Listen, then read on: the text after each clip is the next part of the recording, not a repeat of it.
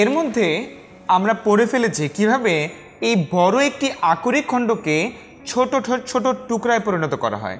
আমরা বেশ কয়েকটি ধাপে দেখা যায় এই বড় আকরিকটিকে একেবারে ক্ষুদ্র ক্ষুদ্র দানায় পরিণত করে ফেলি বা পাউডারে পরিণত করে ফেলি। এবার কথা হচ্ছে কিভাবে আমরা এই ক্ষুদ্র ক্ষুদ্র দানা থেকে খনিজ মল অপসারণ করতে পারি। আমরা কিভাবে খনিজ মল অপসারণ করতে পারি, অর্থাৎ কিভাবে আমি এই আকরিকের ঘনীকরণ করতে পারি। এই কাজটি করার জন্য জাস্ট একটু মনে করো যে আমরা যখন ক্ষুদ্র ক্ষুদ্র দানায় পরিণত করেছি তখন এগুলো হচ্ছে আমাদের আকরিক, এর মধ্যে খনিজের পরিমাণ, আর লাল কালিতে আমি যে দানাগুলো আঁকছি সেগুলো হচ্ছে খনিজ মল। অর্থাৎ এই হচ্ছে আমাদের ভায়োলেট বা বেগুনি রঙের খনিজ, আর তার আশেপাশে যত লাল কালিতে থাকবে সেগুলো হচ্ছে আমাদের খনিজ মল। অর্থাৎ লালগুলো হচ্ছে আমাদের খনিজ মল।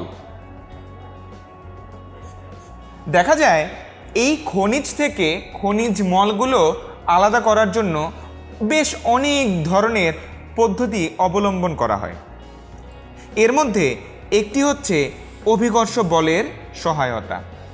দেখা যায় আকরিকের উপর ভিত্তি করে বিভিন্ন ধরনের পদ্ধতির মধ্যে কোনো একটি পদ্ধতি বা একাধিক পদ্ধতি অবলম্বন করা হয়। এদের মধ্যে একটি হচ্ছে অভিকর্ষ বলের সহায়তা। কিভাবে এই কাজটি করা হয় মনে রাখবে, এই যে হচ্ছে আমাদের খনিজ এবং এই হচ্ছে আমাদের খনিজ মল, লাল কালিতে যা আছে সেটি হচ্ছে আমাদের খনিজ মল। এই দুইয়ের যে আপেক্ষিক গুরুত্ব বা আমরা বলতে পারি ঘনত্ব, অর্থাৎ এই খনিজ এবং খনিজ মলের আপেক্ষিক গুরুত্ব, ঘনত্ব এগুলো ভিন্ন ভিন্ন। অর্থাৎ এক কথায় তাদের ডেনসিটি বা ঘনত্ব একে অপর থেকে আলাদা। ফলে দেখা যায় আমরা যদি কোনো একটি এরকম ঢালু একটি সারফেসে বা ঢালু একটি তলে আমরা এই খনিজ এবং খনিজ মল নিয়ে যদি আমরা এই খনিজ এবং এই খনিজ মল আমরা নিয়ে নিলাম, তাহলে আমরা কি করলাম, একটি ঢালু একটি তলে আমরা খনিজ এবং খনিজ মল নিয়ে নিলাম। এবার জাস্ট উপর থেকে যদি পানির একটি ধারা দেয়া হয়, অর্থাৎ এক কথায় উপর থেকে যদি পানি ঢেলে দেয়া হয়, তাহলে দেখা যাবে এই দুইয়ের মধ্যে যার আপেক্ষিক গুরুত্ব এবং ঘনত্ব বেশি সেটি এই তলেই থেকে যাবে।